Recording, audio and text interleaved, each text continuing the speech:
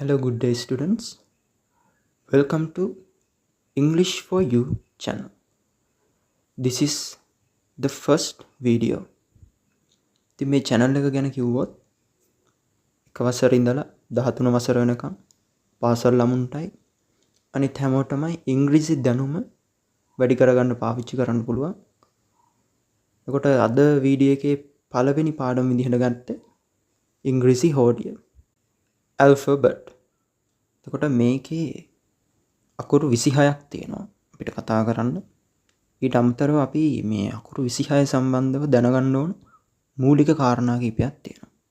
capital simple ભેදය, vowels මොනවද, consonants මොනවද කියන්නේ. ඉතින් මුලින්ම අකුරු 26 කතා කරලා උදාහරණත් එක්ක අපි අර මූලික කාරණා වලට මූලික දැනුමට එමු. එතකොට පළවෙනිම අකුර තමයි A. එතකොට අපි ලියද්දී පළවෙනියට ලියන්නේ කැපිටල් අකුර, දෙවෙනියට ලියන්නේ simple අකුර.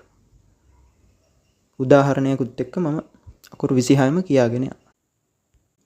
A apple, B ball, C cat, D dog, E egg, F farm, G gold, H hiker, I indigo, J jug, K kite, L lemon, M money, N north, O orange, P peacock,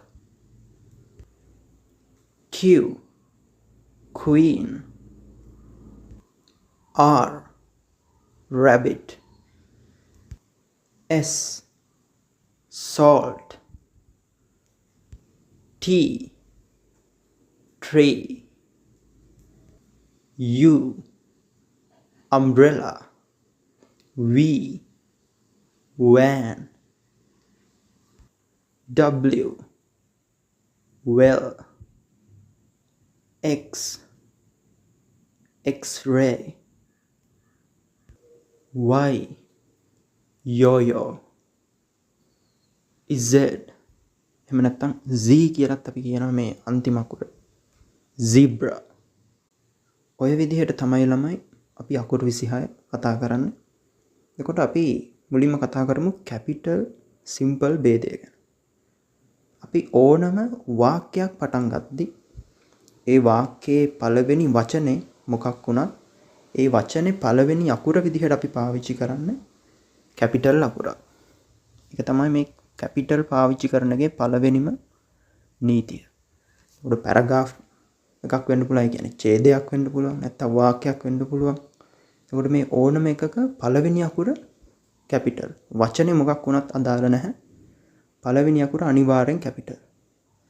ඊළඟ එක තමයි අපි දැනගන්න ඕන capital පාවිච්චි කරනවා ඕනම නමක මුල අකුර විදිහට.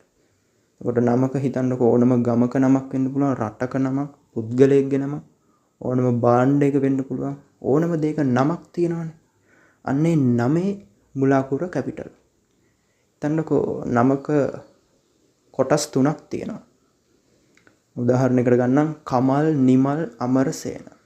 එතකොට මේ කමල් කියන එකේ K අකුරත් කැපිටල්, නිමල් කියන එකේ N අකුරත් කැපිටල්, අමරසේන කියන එකේ A අකුරත් කැපිටල්. එතකොට නමක පාර්ට්ස් තුනක් තියෙනවා, කොටස් තුනක් තියෙනවා. ඒ කොටස් තුනේම පළවෙනි අකුරත් කැපිටල් විදිහට තමයි අපි ලියන්න ඕන. United States of America.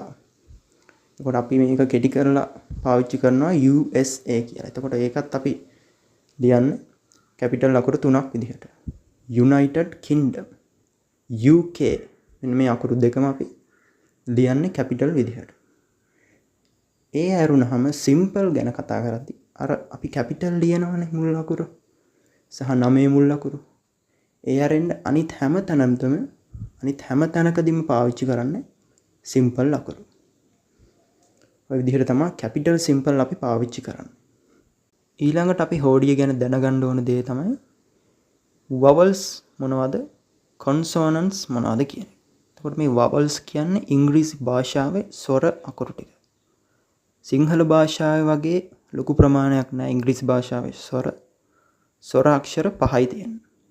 ඔයාලට මතක තියාගන්න ලේසි A E I O U ඔන්න අකුරු 5 තමයි ඉංග්‍රීසි භාෂාවේ ස්වර අක්ෂර ටික. ඒකට මේවා අපිට තනිව උච්චාරණය කරන්න පුළුවන් වෙන අකුරක ආධාරයක් නැතිව. එතකොට A කිව්වහම A අක්ෂරය කියවෙන්නේ. E කිව්වහම E අක්ෂරය කියවෙන්නේ. I කිව්වහම I අක්ෂරය කියවෙන්නේ. O කිව්වහම O අක්ෂරය කියවෙන්නේ. U කිව්වහම U අක්ෂරය කියවෙන්නේ. ඔය විදිහට අපිට තනිව උච්චාරණය කරන්න පුළුවන් වෙන අකුරක ආධාරයක් නැතුව. එතකොට ඔය පහනේ vowels ස්වර ඉතුරු හැම අක්ෂරයක්ම ව්‍යංජන එහෙම නැත්නම් consonants විදිහට තමයි ගන්න. එතකොට මේ අකුරු 21 අපිට තනිව උච්චාරණය කරන්න බෑ. අර vowels පහක් තිබ්බනේ. ඒ පහෙන් මොකක් හරි උපකාරයක් එක්ක තමයි අපි උච්චාරණය කරද්දී කරන්නේ. එතකොට B C D ඒ තුනේම E අකුරක් කියවෙනවා අපි කියද්දී. බයන්නත් එක්ක E අකුර. සයන්නත් එක්ක E අකුර. ඩයන්නත් එක්ක E අකුර. ඒ විදිහට තනිව උච්චාරණය කරන්න බෑ. එතකොට මේ 21 B C D F G H J K L M N P Q R S T V W X Y Z ඔය ටික තමයි ව්‍යංජන අක්ෂර ටික. එතකොට මේ හැම අකුරක්ම අපි අර ස්වර වලින් ස්වර 5යිනේ තියෙන්නේ. ඒ පහෙන් එකක උදව්වක් එක තමයි හැම එකම උච්චාරණය කරන්නේ. ඒක නිසා අපි මේවට ව්‍යංජන එහෙම නැත්නම් consonants කියලා කියන්නේ. එතකොට අමතරව කිව්වොත් මෙන්න මේ Y කියන අක්ෂරය consonant එකක් නෙමෙයි කියලා මේ වෙද්දි ටිකක් අර කතා බහක් වෙනවා. උනට තවමත් අපි Y කියන එකත් ගන්න consonant එකක් විදිහට.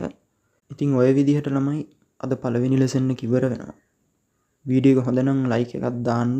ඔයාලට අමාරු පාඩම් තියෙනවා නම් කමෙන්ට් කරන්න. මම ඒවා පැහැදිලි කරන ලෙසන් විදිහට වීඩියෝස් දාන්න. යාළුවන්ටත් මතක් වෙන්න ෂෙයා කරන්න. Goodbye students.